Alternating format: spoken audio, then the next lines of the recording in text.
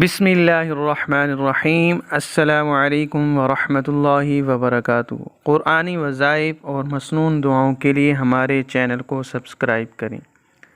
پریشانی کے وقت ان دعاؤں کو ضرور پڑھیں۔ حضرت اسماء بنت امیس رضی اللہ تعالی عنہا کو آپ صلی اللہ علیہ وسلم نے پریشانی کے وقت یہ دعا پڑھنے کی تلقین فرمائی: اللہ ربی لا اشرک بہ شیئا۔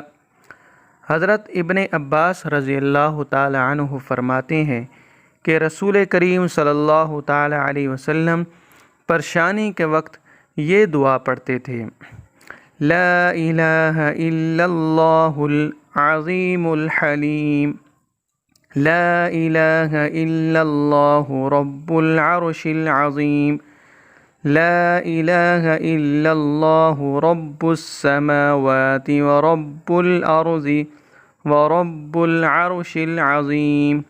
ایک اور روایت میں ہے، حضرت انس رضی اللہ تعالی عنہ فرماتے ہیں کہ رسول کریم صلی اللہ تعالی علیہ وسلم پریشانی کے وقت یہ دعا پڑھتے تھے۔